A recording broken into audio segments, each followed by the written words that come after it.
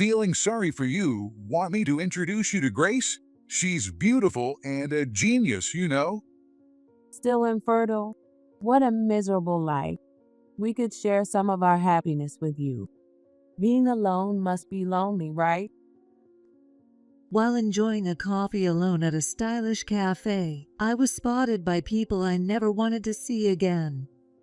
It was my ex-husband, David, and Victoria. It's been 23 years since our divorce. The things they did to me still linger like a dark stain deep in my heart. But I reminded myself that I don't need to hold back or be timid around them. I stood tall. Infertile? No, that's not the case. Let me introduce you to my daughter. When I introduced my daughter, both David and Victoria were visibly shaken. I didn't know this. You're a fraud. David spat as he ranted uncontrollably. If he thinks I'll back down just because he's throwing out accusations, he's sorely mistaken. I was more exasperated than anything. But the person who completely knocked them down was someone I never expected. I'm Mary, a 52-year-old housewife. My only daughter, Julie, will turn 20 this year. Reflecting on how she's grown, I find myself nostalgic about the past.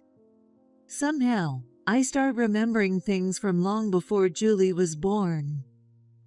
Now, I have a peaceful, happy family, but 23 years ago, I felt like my life was over, completely hopeless. My current husband is my second husband. It's his first marriage, but I was married once before. My ex-husband's name was David. He and I were classmates in college. We didn't interact much while in school, but after graduation, we ran into each other at a few parties. We hit it off and, after about a year of dating, got married when we were 25. Why didn't we notice each other back in school? We're such a great match now. Seriously, right? If we could turn back time, we probably would have been together sooner, had kids by now, and even bought a big house. We really did share a lot in common. Movies we wanted to watch, our favorite drinks, and even what we found funny. After we got married, we often talked about how we couldn't wait to have kids, get a dog, and watch everyone run around in a big yard. But 3 years into the marriage, we still hadn't been blessed with children. That's when things started to get strained between David and me. Another late night?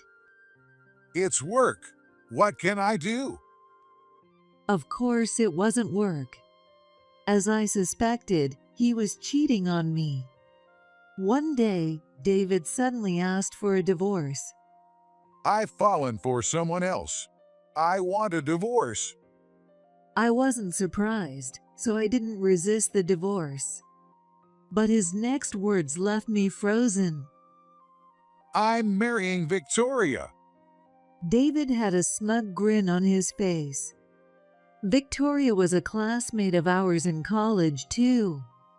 She'd been my closest friend back then, and still someone I confided in. I had even told her about the distance growing between David and me. Don't ever confront a guy about cheating. Girls who accuse and get mad are the worst. You're his wife, Mary. Just stay confident and let it go. Victoria always encouraged me with her straightforward personality, cheering me up when I was down. By the time I realized all of that was a lie, it was too late. I lost David, and I lost Victoria, the person I would have turned to for comfort. After my divorce, David and Victoria got married right away. Mary, I'm sorry, but honestly, isn't it your fault for not being able to have kids? Hey Mary, don't look so scary. If you're going to blame someone, blame your body, not me. I'll never forget those words Victoria said to me. I was heartbroken, But life is unpredictable, and soon I met someone new. My current husband, who worked at the same place, pursued me relentlessly. Even though I was done with love, let alone marriage, everything just fell into place, and we got married. The year after, I got pregnant naturally, and I was relieved to know I wasn't infertile after all. Life with the three of us has been simple but full of happiness. But that peace was soon threatened. When Julie started elementary school, I found out that David and Victoria's child went to the same school. Luckily, their daughter Grace was a grade above Julie, so they hadn't noticed us. Still, I kept hearing rumors about Grace. Hey, did you know? The second grade teacher in class 4 quit. You know why, right? It's because of that girl. Just saying that girl in second grade, and every parent knew who they meant. Grace and her parents were infamous. First, if Grace even slightly felt upset, she would start crying. Then, her parents would rush over and spend 1 or 2 hours blaming the teacher or the other child involved. One of the teachers even had a nervous breakdown from dealing with them. When Grace was younger, she would cry and hit others. She always acted like the victim, but she was clearly the aggressor.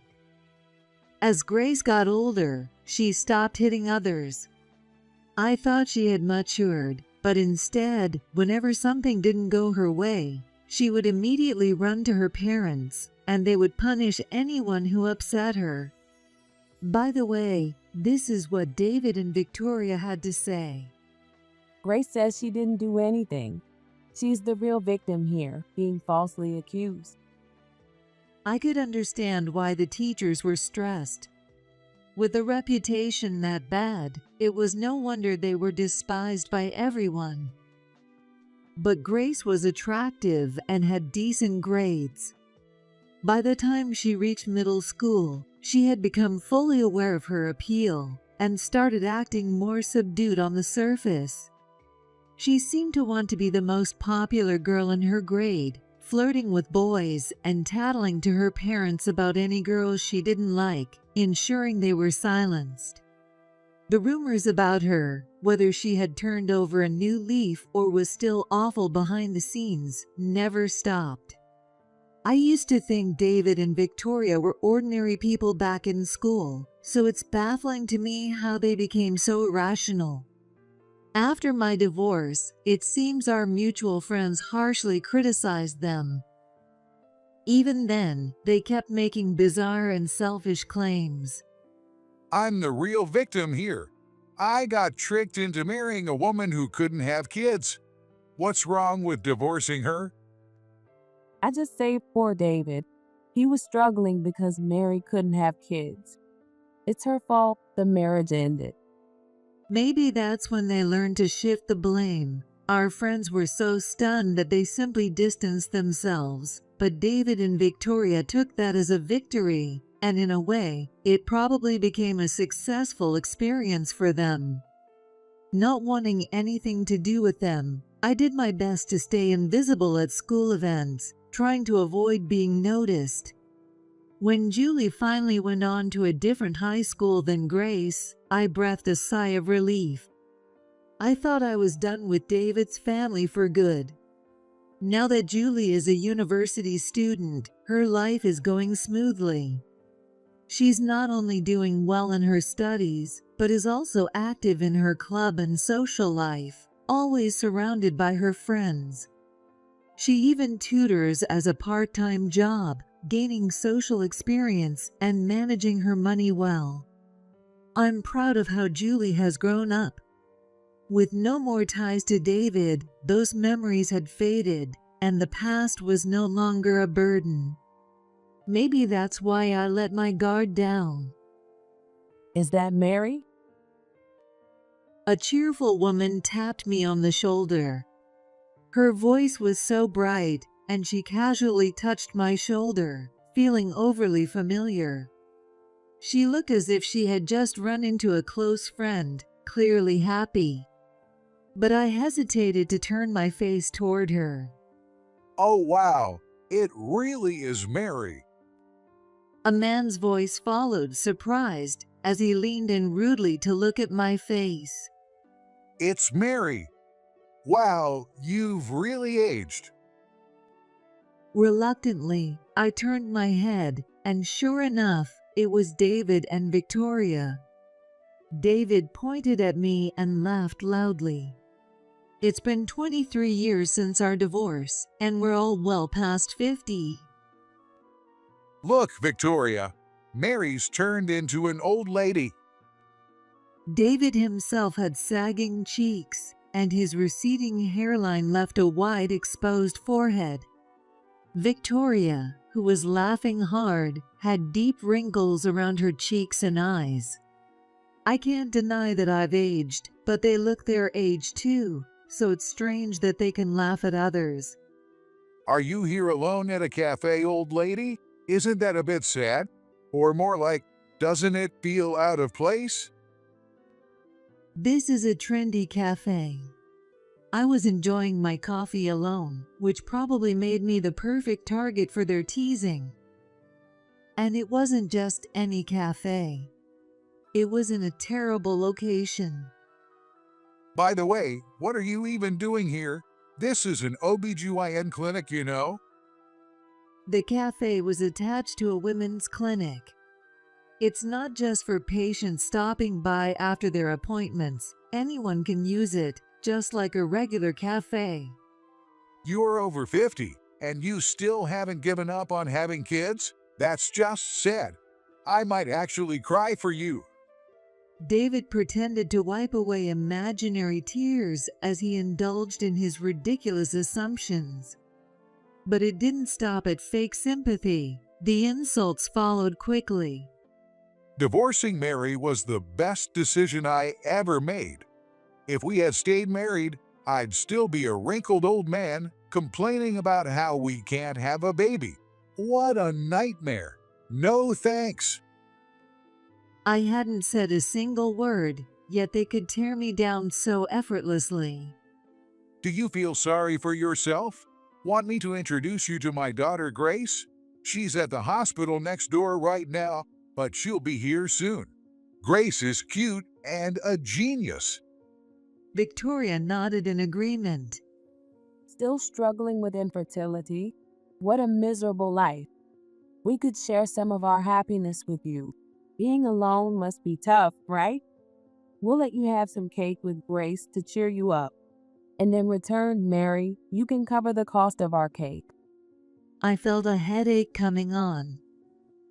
I still have some coffee left, but should I get up and leave? It feels a little like running away, and I hate that. But engaging with these people is just a waste of time. It's better to just walk away. I bit my lip slightly and stood up. Just then, I saw Julie near the entrance of the cafe. She noticed me too and waved. I haven't lived a life that deserves ridicule from them. My family may be ordinary, but Julie, with her kind heart, is someone I can be proud of. Seeing her smile as she hurried over gave me courage. There's no need to shrink in front of them, I thought, and I stood tall. Infertile? What are you talking about? That's not true. Let me introduce you to my daughter. Julie stopped right behind David and Victoria. This is my daughter, Julie. She's 20 this year. I gestured toward her with my hand. David and Victoria turned around to look behind them. What? No way. They were clearly shocked to see that I had a daughter, and they stood frozen, mouths open, staring at Julie. Confused by their strange behavior, Julie greeted them. Hi, David and Victoria. As I tilted my head in confusion, Julie leaned in and whispered to me. You know, the challenging students I've been tutoring. Julie explained that they were the parents of her tutoring students. As Julie and I stood side by side, David's expression slowly returned. He furrowed his brow, pointing between me and Julie, struggling to say something. That can't be. Julie is. Wait, no way.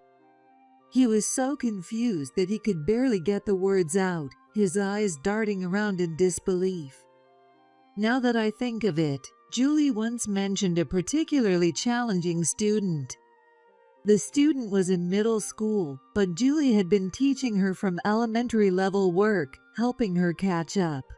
Her grades had improved significantly. It seemed that the student's parents doted on Grace, leaving the younger daughter with a low sense of self-worth.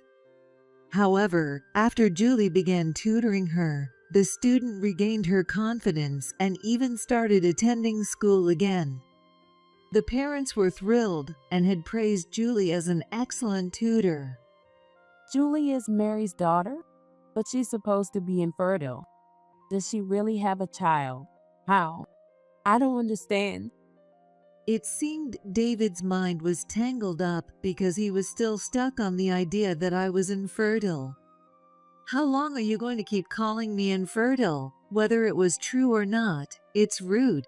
Maybe I just wasn't a good match for you. I remarried about a year after our divorce, and I had Julie soon after. No, that's impossible. Mary was supposed to be defective, unable to have kids.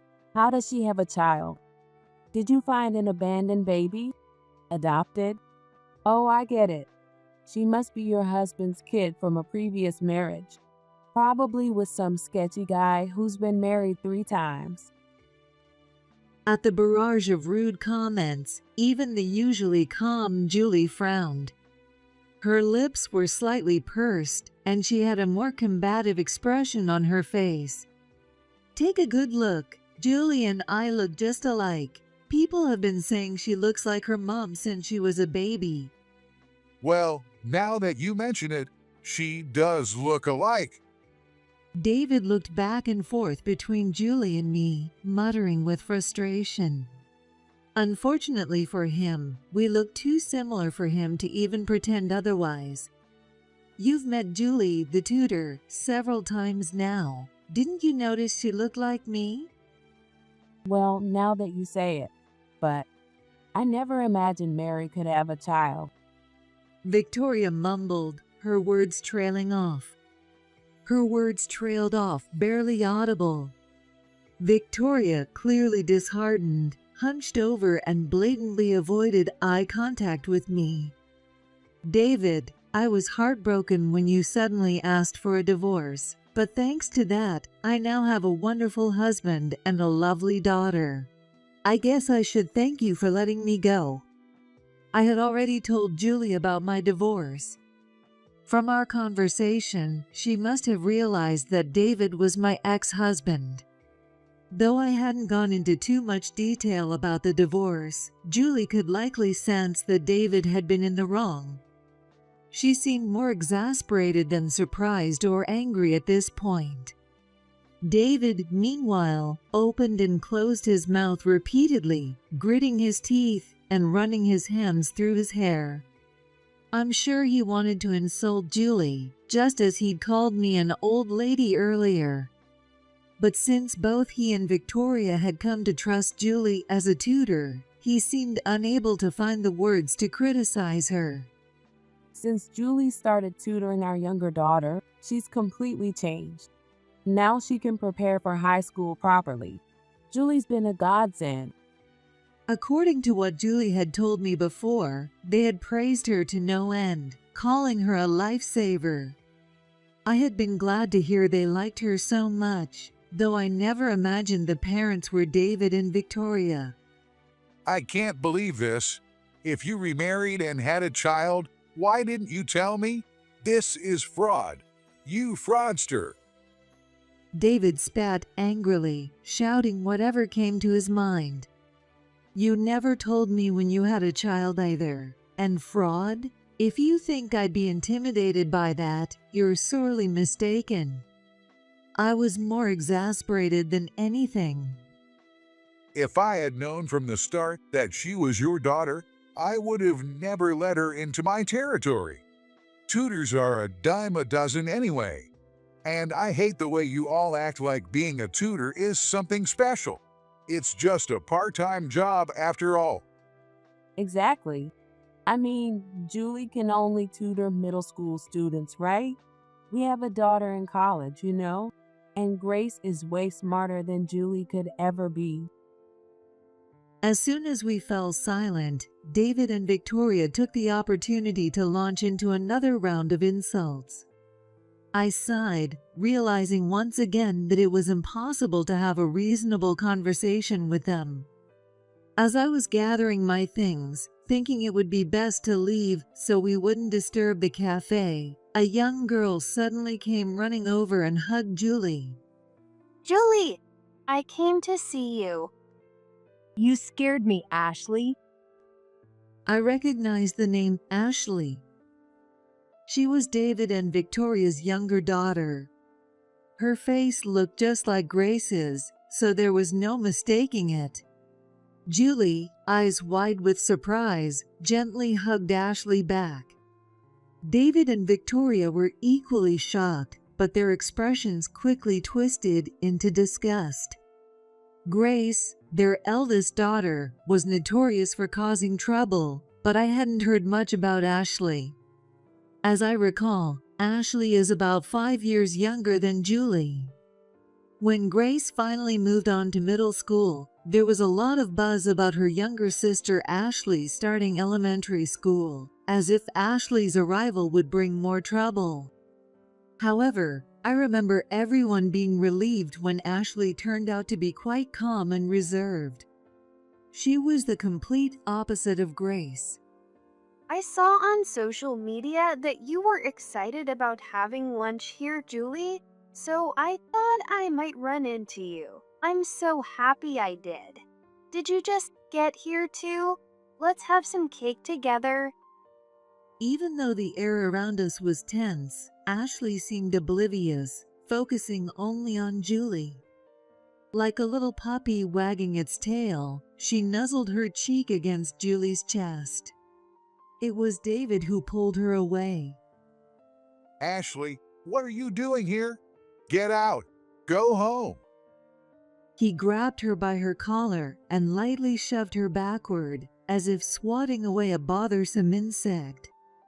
As Ashley stumbled, Julie quickly reached out to steady her. In an instant, Ashley's demeanor shifted from a sweet puppy to an emotionless figure.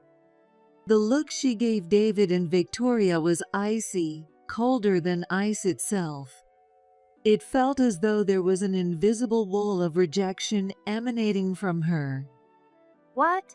You're the ones who should leave. The girl who had just been so affectionate with Julie seemed like a completely different person. Her voice, her expression, everything had changed. And didn't I hear you bad-mouthing Julie earlier? No, not really. Intimidated by Ashley, David averted his gaze to the floor. There was no trace of fatherly authority left in him. Don't even try to deny it. I heard everything. You called her just a tutor and said she's stupid. Victoria's right cheek twitched as she forced a nervous smile, trying to calm Ashley down. Ashley, calm down. You've got it all wrong. Julie's mom came at us first, so we were just putting her in her place. That's all. Calm down. But such a weak attempt at diffusing the situation wasn't going to work, and Ashley's pressure only intensified. I'm where I am today because of Julie. Are you seriously saying she can be replaced? You two were buying her cake and thanking her not too long ago. What was that all about? David, pathetic as he was, hung his head at a 90-degree angle, waiting silently for the storm to pass. Victoria could only stand there, flustered and panicked. I had only heard rumors about Ashley up until she was in elementary school. Apparently, she had trouble interacting with others and struggled to fit in with her peers. She was so different from Grace, who was always surrounded by her friends, or rather, commanding them. At the time, I just lightly thought about how different two sisters could be. You're the one who saved me, Julie. Julie gently rubbed Ashley's back as she grew more agitated. With that, Ashley's anger quickly subsided, and she leaned against Julie's shoulder. Calm down, Ashley. Yeah, sorry. Just one word from Julie, and Ashley regained her composure. I got mad because someone was bad-mouthing Julie. I was going to ignore it because my parents are idiots, but I couldn't hold back. I guess I was being immature. She's still a 15-year-old middle schooler. It's understandable if she acts a little immature. Though I was surprised by how fiercely she stood up to David and Victoria, it seems like she's a good kid at heart. Ashley gave me a small greeting. You're Julie's mom? Yes, nice to meet you. I'm Mary. A smile appeared on Ashley's previously tense face. Mary, I'm only here because of Julie. With a kind smile, she began to express her feelings. I hadn't gone to school since 3rd grade, and I didn't even go to my middle school at the beginning. Though she spoke calmly, there was a hint of struggle in her voice. Julie sensed it too and stayed close by her side. I didn't care about school or studying anymore. I thought none of it mattered. But somehow, I started wondering if this was really okay. Was it okay to stay cooped up at home forever? I was really scared. With Julie standing on Ashley's right side, Victoria sidled up to her left. Victoria interrupted Ashley's words with an obviously forced smile. You don't need to go to school as long as you're studying at home. Look, Grace is brilliant, and Ashley is just as capable. I mean, we've always had tutors for her, so she's been getting a better education than she would at school. It was immediately clear. Victoria was concerned about appearances. She'd always boasted about Grace being adorable and brilliant, so having Ashley as a shut-in would be damaging to her image. What? Me, capable? You've always compared me to Grace, calling me stupid and a failure. Despite Victoria's weak resistance, Ashley bluntly revealed the truth.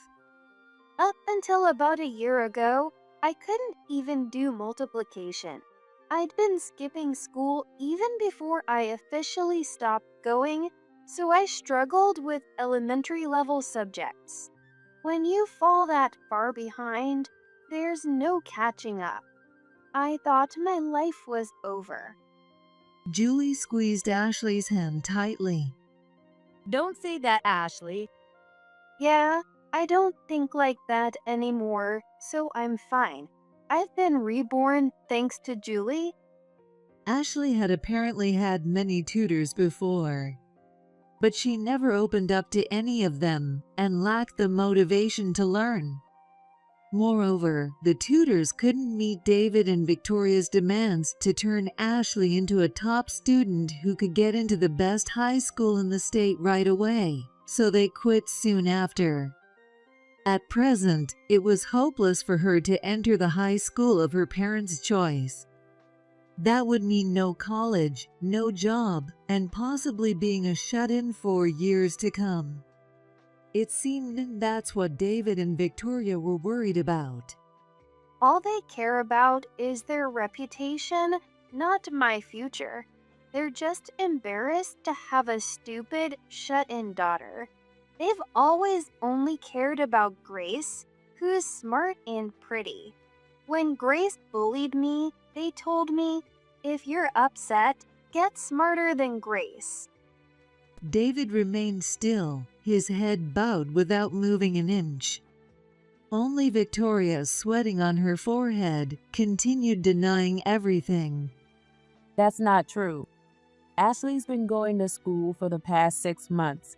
She's not a shut-in anymore, and she's caught up on her studies. Isn't that amazing? She's practically learned 6 or 7 years worth of material in no time. She's really brilliant. Even though Ashley tried to shake her off, Victoria clung to her with that fake smile. It was clear now, Ashley's claims were true. Ashley had been neglected in favor of her brilliant sister, Grace. But now, Victoria was suddenly showering Ashley with praise, trying to boast to me. Ashley must have longed for her parents' approval as a child. But hearing this empty praise now probably felt hollow to her. Stop it. Don't cling to me. Get away. Stop pretending to be my mom. Ashley shoved Victoria hard. Victoria stumbled backward, but no one was there to catch her, so she fell flat on her rear. Ashley looked down at Victoria, who continued to smile awkwardly like a broken doll, and coldly dropped her words. The only person who ever really faced me was Julie. Despite the pressure from her parents to get Ashley into the best high school in the state, and despite Ashley's sour attitude, Julie never gave up on her. As a result, Ashley not only opened up and started focusing on her studies, but she also became curious about the bright world Julie described outside her home. Ashley was grateful because after almost 5 years, she was finally able to step outside again. If that's how it was going to be. David, who had been silent and keeping a low profile, muttered under his breath. If that's how it was going to be, I wish you'd just stay to shut in. Don't come out and embarrass yourself, especially not in front of my ex-wife Mary. A dumb, plain, ugly kid like you should just stay hidden. Grace is the only daughter I need. She's the genius. David was an awful father. I embarrassed myself? No, you're the ones who embarrassed yourselves. Ashley's anger had already faded, and now she just looked exhausted with disbelief. Just then, a woman approached, her heels clicking as she walked briskly toward us. She stepped between Ashley and Julie, putting an arm around each of their shoulders. What's all the fuss about? Oh no, it's Grace. Her appearance had changed a lot, but I recognized her instantly. All the terrifying rumors about her flooded back into my mind, sending a chill down my spine. While I tensed up, David's face lit up with hope. This is my daughter. With the force of a tackle, David pushed between Julie and Grace, grabbing Grace's shoulder firmly, while she looked at him in shock. Look at her. Isn't she gorgeous? She was even scouted to be a model. Look how long her legs are. She's got big, bright eyes just like mine. This is my pride and joy. Victoria quickly pulled Ashley away and stood proudly next to Grace. This is the princess of our family, Grace. She's a vibrant college student. Her sharp nose is just like mine, and her great figure, that's from me too. It's true. Grace was beautiful, with striking features and an impressive figure. As parents, it was understandable that they would be proud. But it was unforgivable how they doted only on Grace while putting down Ashley, who was quieter and more reserved. Grace goes to the same college as the great Julie. I'm sure you know what kind of prestigious school that is, Mary. Isn't it amazing? Cute and smart. Our Grace is practically a gift from the gods. But even in the same college, there's a big difference in academic ability. I mean, you have some tutors who think they're special just for teaching middle schoolers how to do multiplication. Who could that be, Julie? They truly believed Grace was the best. Not only did they praise her endlessly, but they couldn't seem to feel satisfied unless they were tearing down Ashley or Julie. My face grew hot, and I couldn't stay silent any longer. I was about to speak. What? Grace's loud voice cut through the air, silencing mine. You two need to stop acting like you're all that. David and Victoria flinched, their shoulders trembling. Grace's voice had far more power than Ashley's outburst, and even I instinctively shrank back. Her tone was commanding, almost like that of a true villain. Oh no, the notorious Grace is about to cause a scene. This is scary. Wanting to protect Julie, I pulled her behind me. Who are you calling a tutor who boasts about teaching multiplication? You guys couldn't even teach your daughter how to do it. Well, that's because Ashley didn't have any motivation. She's plain, stupid, and ugly. There's no saving her. She's the complete opposite of our perfect Grace, right? Victoria desperately tried to make excuses, attempting to appease Grace. But Grace shot a fierce glare. Yeah, that's right. Ashley was unmotivated. No matter what tutor came, it was a waste. It was a waste of money, and honestly, I thought they should have just given that money to me. I'm sorry. It seemed even her parents couldn't control Grace when she was in one of her moods. Victoria tried her best to calm her down, while David once again bowed his head, erasing his presence. This was the same daughter they had bragged about so much, and now look at them. But the one who managed to turn around the impossible case of Ashley was Julie, wasn't it? Yeah, that's right. Wait, is Grace furious because of Julie? Is she mad on Julie's behalf? You're right. There's a difference in academic ability within the university. But Julie is a top student and a scholarship recipient. You get that? Compared to her, I'm the dumb one. But Grace, you're special. Grace's temple twitched. Get real already, you stupid parents. Stupid parents. Victoria collapsed to the floor, completely overwhelmed by Grace's words. Grace wasn't the person I had imagined. Sure, her language was harsh, but she was standing up for Julie. Grace turned to Julie and apologized. I'm sorry. It's okay.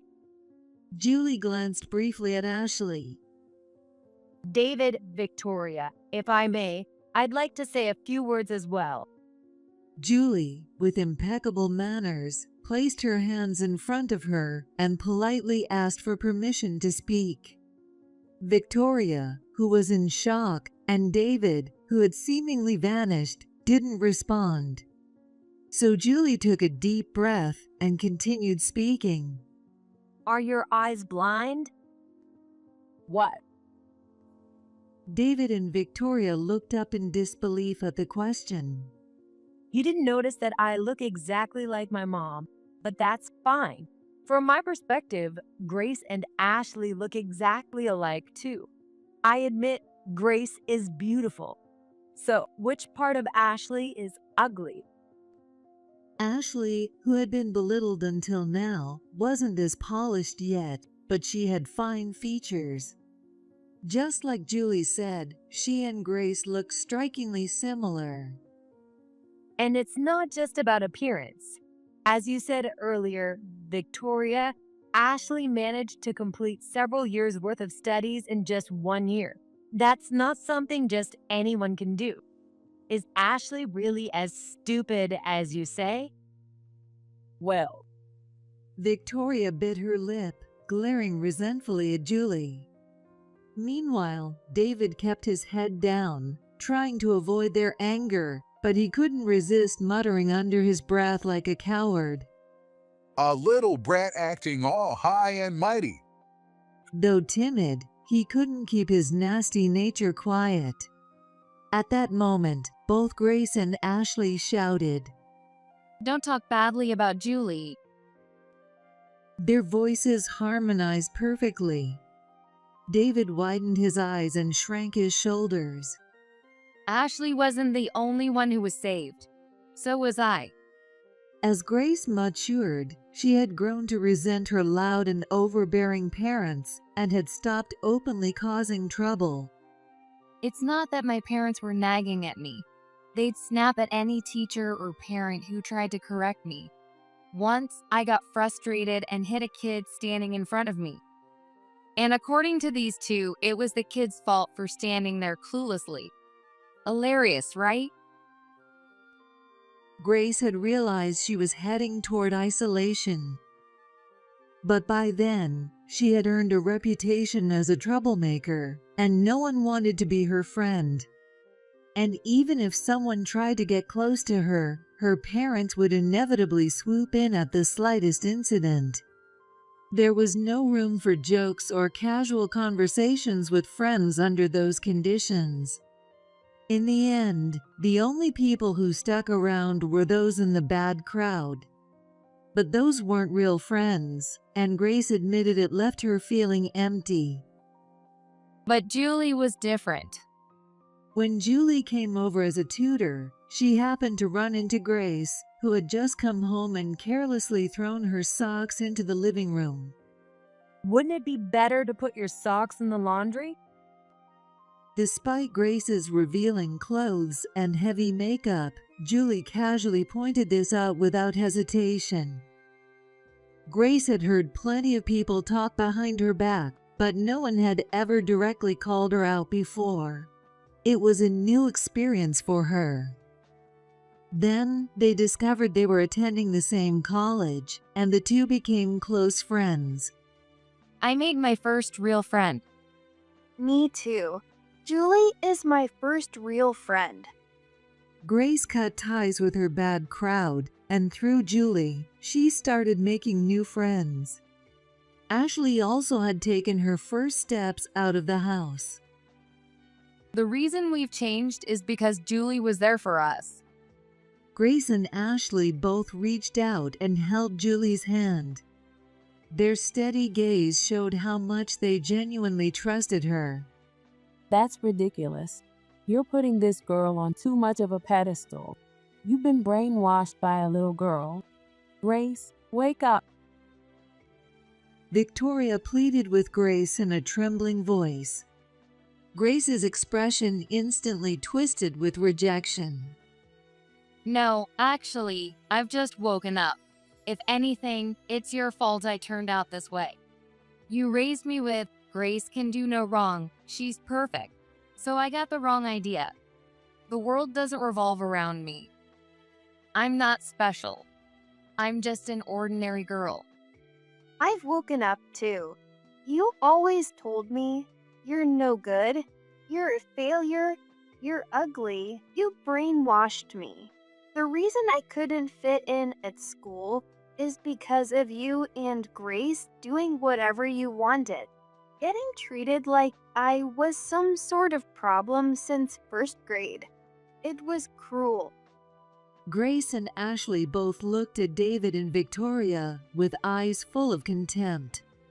For them, Grace was their pride and joy, and Ashley was the failure. How must it feel to be scorned by both? Damn it. David's crooked neck slowly straightened. His face flushed red, and his eyes welled up with tears. This is all you're doing, isn't it? His rage suddenly turned toward me. You used Julie to get close to my kids, didn't you? Now that I think about it, it's a lie that you didn't know she was tutoring at my house. Even if it wasn't part of some plan, you would have mentioned where she worked. Even though Julie was just a part-time tutor, she took her job seriously. That's why she never discussed the specific details of her work, not even with me. This accusation was absurd. You brainwashed my kids to destroy my family. What a grand revenge scheme. It's been over 20 years since I cheated on you with Victoria and left you, and you're still burning with revenge? That's terrifying. Who knows what you'll do next? I'm going to the police. David's dramatic threats began again. Hearing the word police made my heart skip for a second, but neither Julie nor I had done anything wrong. The police? What crime would that be for? Well, I genuinely asked out of curiosity, and David's eyes darted nervously. When intimidated, I might flinch, but honestly, his threats were hollow. There is no damage to me. However, to my surprise, Grace was visibly disgusted. Wait, that's how you two got together? An affair and a marriage through cheating? That's seriously messed up.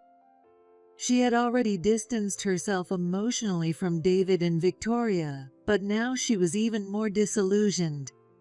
You're wrong, Grace. Mary was infertile. If you get married and can't have kids, that's marriage fraud, right? I was just saving your poor father from being tricked. David and Victoria were determined to stick to their stance of not being at fault, no matter what. They had likely lived their whole lives this way, getting by with excuses. That's exactly the problem. What do you mean?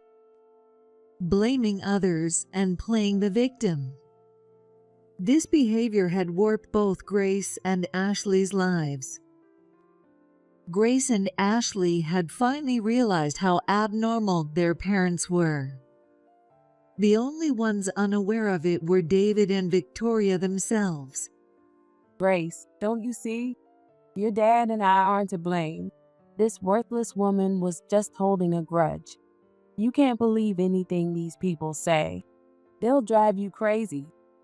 It was hard to understand what Victoria was so dissatisfied with, considering that both Grace and Ashley were now leading fulfilling lives.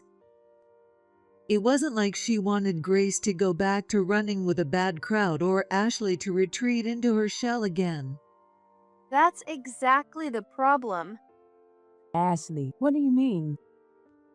Would calmly explaining things make David and Victoria finally wake up?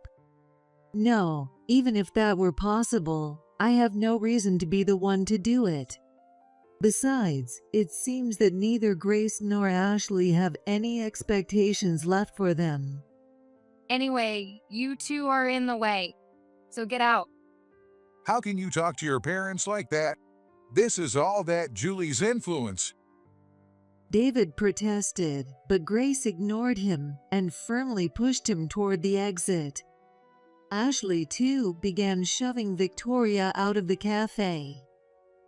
Stop it. What are you doing? Why? Come on. Who's more important, your parents or that girl? As Victoria was being pushed out, she asked a question. Without missing a beat, Grace and Ashley responded in unison again. Julie. Of course, why even ask? I was surprised. Perhaps Victoria had truly believed she held absolute trust as a parent. Grace. Victoria's shoulders slumped as all the strength drained from her. Why? Where are your parents? David, too, crumpled to the floor like a deflated balloon, unable to stand. But Grace and Ashley continued pushing them out, leaving them sitting on the ground outside the cafe. They sat on the ground outside the cafe, not moving, and through the glass, I could see them mouthing the word Grace.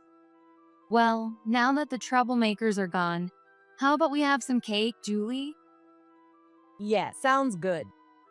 There are some parents in this world that you're better off without. As I watched Grace and Ashley smiling warmly at Julie, who they were completely attached to, I couldn't help but smile too.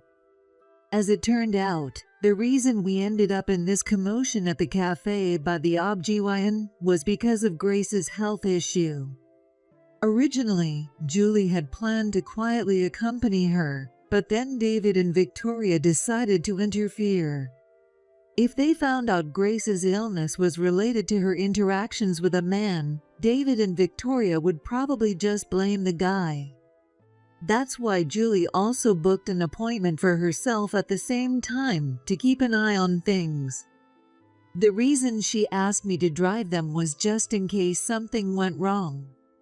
I think she wanted me to act as a backup if things escalated, though instead the situation got out of hand for a completely different reason. When Grace's illness was revealed, she simply said, "What's wrong with me having fun with guys? Coming from parents who had an affair and a marriage based on cheating?" Since then, whenever David and Victoria start causing a scene, Grace shuts them down by saying, "What do you cheaters have to say about anything?" it's a perfect way to silence them. Their dishonesty leaves them with no defense. Afterward, Ashley didn't end up attending the top high school in the state like David and Victoria had wanted. See, she's a failure, just like I said. Or maybe it's the tutor's fault. The fact that Ashley even returned to school was a huge accomplishment, but they refused to acknowledge her effort. Their character was truly rotten to the core. Although Julie was fired as a tutor, she continued her friendship with Ashley. I heard that she told David and Victoria quite clearly, Perhaps you failed in making her a puppet.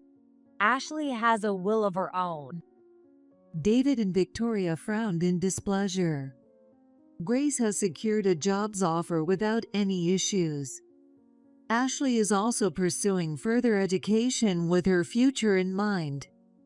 The day when both their pride, Grace, and their so-called failure, Ashley, leave them is fast approaching. Julie has grown into an incredibly compassionate and wonderful young woman, much more than I had realized.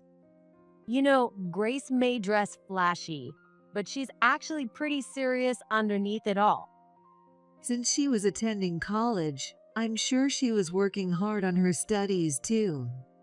I felt regret for avoiding her simply based on the bad things I'd heard from others. We really shouldn't judge people by their appearance. You are amazing, being able to connect with everyone without any bias.